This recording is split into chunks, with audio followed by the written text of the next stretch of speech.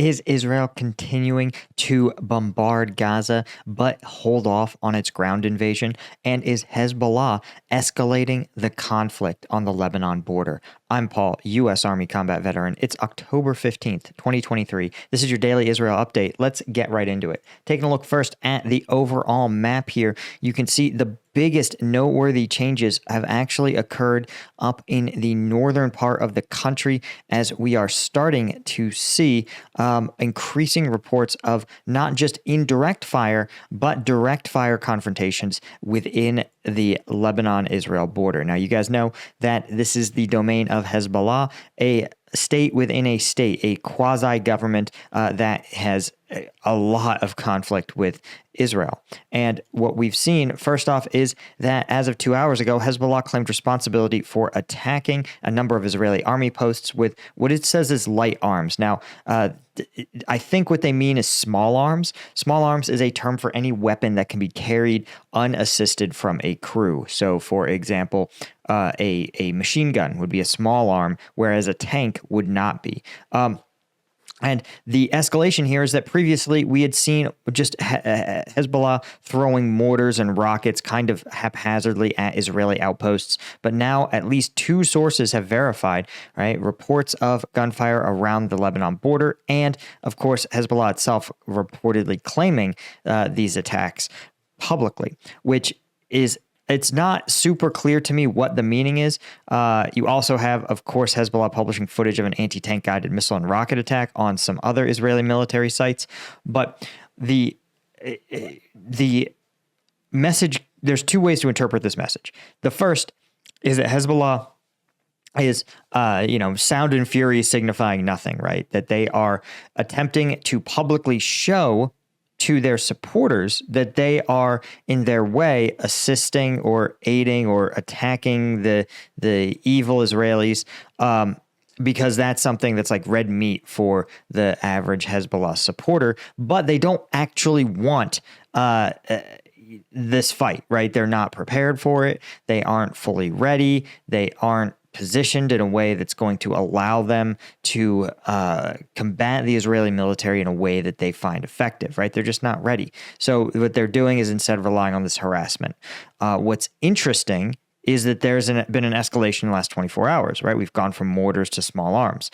And mortars are technically small arms. Don't at me in the comments, but indirect fire to direct fire action. And this escalation says that perhaps they are trying to actually draw Israeli troops away, or at least fix them in position relative to Gaza and the West Bank. That they're saying, hey, we are telling Israel, don't pull your troops off of here to support a larger ground offensive.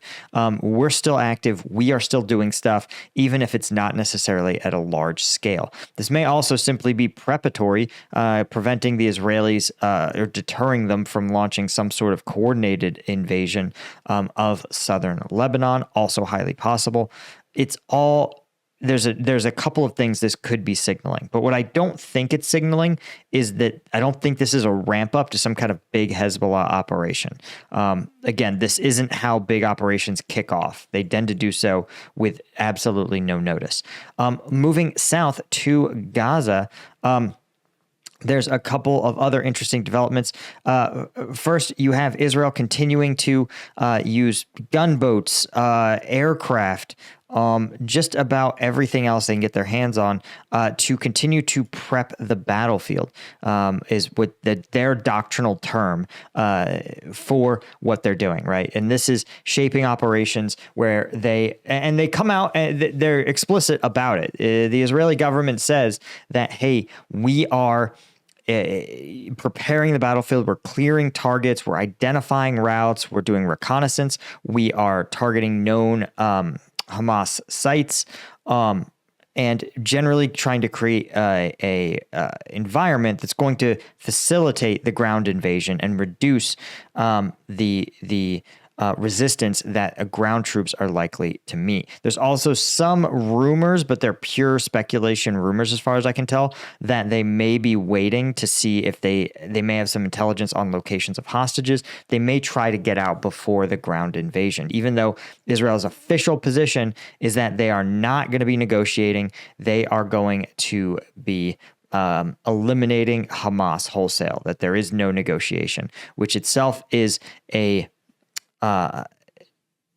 noteworthy, at least, stance to take. It's not super clear if indeed that this is that the Israelis are serious. But again, I feel like the political backlash from negotiating with Hamas for hostage release would probably be unacceptable.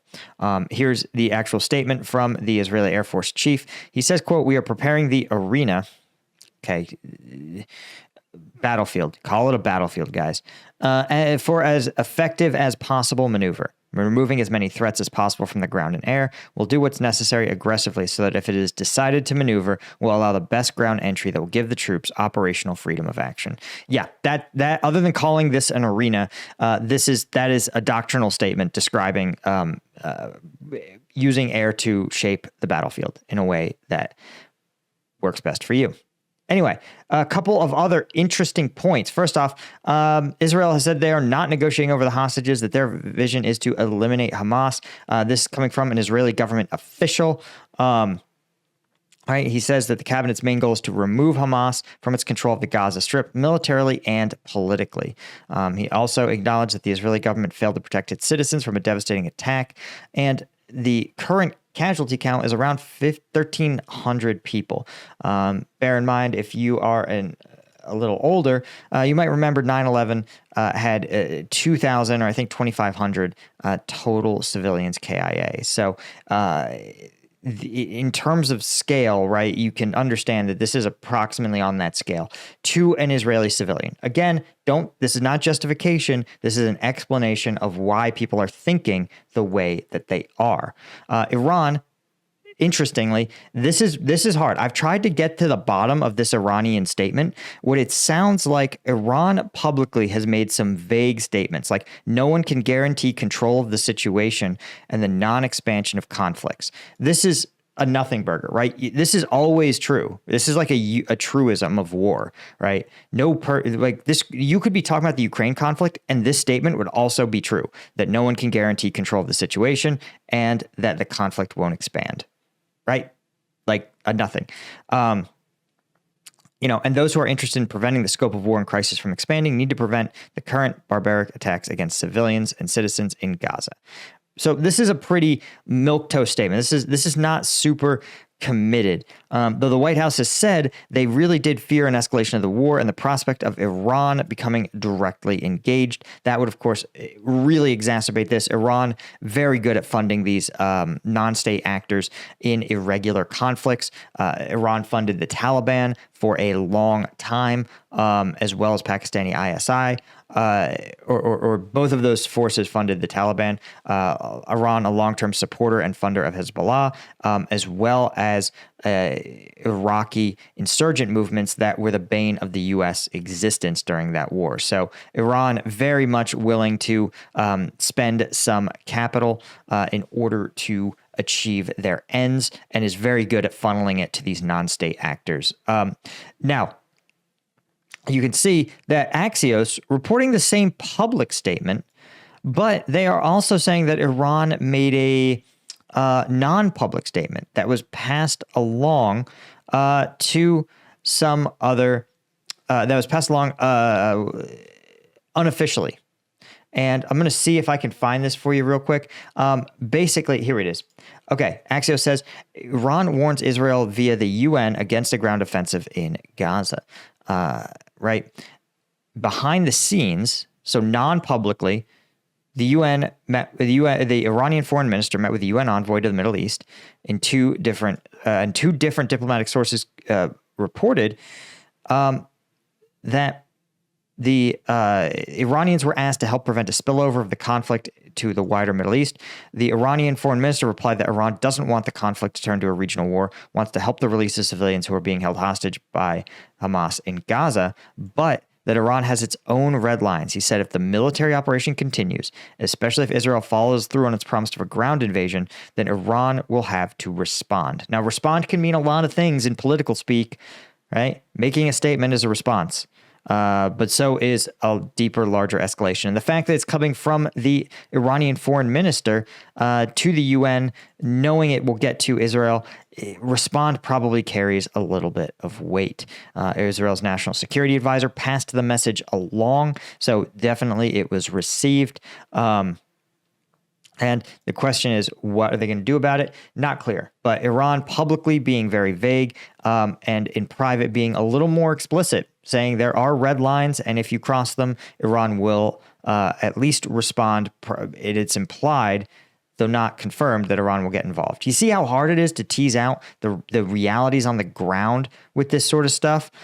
It's really tough, but I hope you guys got something out of it. If you guys didn't know this, when I was in Afghanistan as a veteran, well, as a soldier, I'm a veteran now, I used to carry around these energy drinks called Rippets. They were so gross. They were full of sugar. They were the only way I could get caffeine on these long patrols, and it was like 110 degrees in Afghanistan, so they tasted like warm, gross energy drinks. Anyway, now I finally developed an alternative, right? It only took me 15 years. I worked with a manufacturer in Denver, Colorado, here in the US to develop Strike Gum. Strike Gum contains all of the caffeine of an energy drink, 90 milligrams in every single piece. But unlike an energy drink, there's no caffeine, there's no sugar, no carbonation, just 5 calories a piece. It is a great way to get the caffeine and the energy you need without the sugar or the inconvenience of an energy drink.